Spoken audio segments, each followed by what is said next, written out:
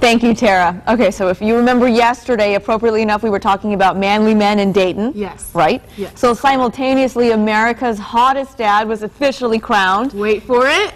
And he's a dad from Centerville. Wow. So there are hot guys running They around really Dayton. are. And the nation has finally taken notice to this because David George received his official title yesterday on the Today Show with Hoda and Kathy Lee. And we have a little clip of what he said makes him the hottest dad in America. Let's see what he has to say. What makes me so hot, it's got to be my wife, because if I'm not on point, if I slip up, then I'm really in trouble. So she's definitely helped me to, stay on point and stay on top of myself, for sure. Oh, he wins brownie points with that answer. Yes, that was a sweet answer. And he is very handsome. He is indeed, very very much. Yeah. I like his sash, by the way. The sash. And then the wife we actually gonna- had a sash that said Mrs. Hottest Dad, so I thought that was kind of cute.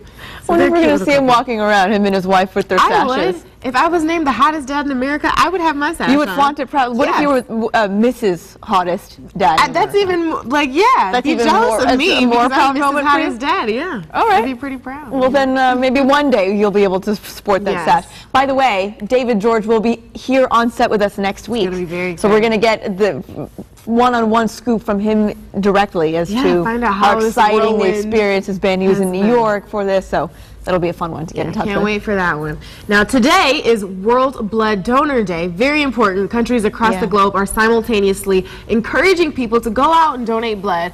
Every blood donor is a hero is the World Health Organization's slogan. And you can participate in this worldwide event right here in Dayton at the Community Blood Center. We've had them on before. Yeah, we have. And all you have to do to register to donate is go to their website, cbccts.org. You can get the times and locations, and it's very important to donate blood. It is. you know. It is. I think what the statistics are that only 37% of the population is eligible to donate blood. Right. So- 62 countries have a nearly 100% voluntary donation rate, meaning that it's unpaid. Right. And 40 countries still rely on paid donations or family-only donations. Yeah. And it's not a hard process to go. I mean, it's not as easy as getting a blood test at the doctor's office, but it's simple. You walk in, they take care of everything. They do a little questionnaire with you. You give about a pint of blood, so I think that kind of times out to about Right. 8 to 10 minutes. Yes. And then they give you a little snack, a juice, a cookie, you relax, and then you're on your way. And you know that you've done something good, something that's very necessary, because people need the blood. And we'd had the lady on in the kitchen. Yes, Not she too had long done ago. it. Oh, what? I think like 300 300 times. something Yeah. times, more than that even. Yeah. So, and if you're nervous about that, call the blood donation center, get her name, and talk to her. She'll because talk you through it. She'll. you know. If she can do it 300 times, you can do it at least once. Just try it once and see that Very it's true. painless. All right. So speaking of things that we've heard, we've all heard that saying, you can't judge someone until you've walked a mile in their shoes, right? What kind of shoes are you wearing, sir? I'm wearing some simple black understated black pumps. This is as patent toe understated pumps. as it gets for me, though. I'm usually not conservative with the heels. Interesting. Okay, so here's a new study that says you can judge people by their shoes.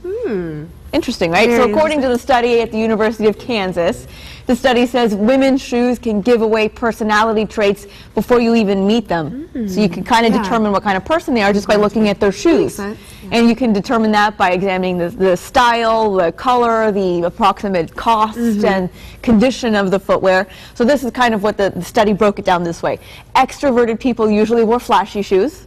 Understandable, right? Yeah, Yeah. I wear a lot of ridiculous shoes. So. Ankle boots were associated with aggressive Why women. aggression, though? I don't get I don't that know. one. That's kind of. I have ankle boots and I don't call Are you myself aggressive? No, not in the least. I own one pair, so I guess I'm pretty passive. I don't know. And then they went on to say shoes that look uncomfortable, like really tall high heels, usually mean that the person's calm, which makes sense because if No, I you don't get that. no, because if you have really uncomfortable shoes, you have to have some kind of calmness and patience to deal with it. Right? Oh, okay, so you can put up with a lot Yeah, more. you put up with a lot more if you have those uncomfortable shoes. Okay. Clean shoes, a conscientious person, That makes understandable. Now, there was one catch to the study. People could not accurately read other people if they were wearing boring shoes. They usually said that they were aloof, the words used aloof, repressed, conservative, but that wasn't always the case with the boring So if you wear shoes. boring shoes and you're repressed and conservative? Well, that's what people initially think.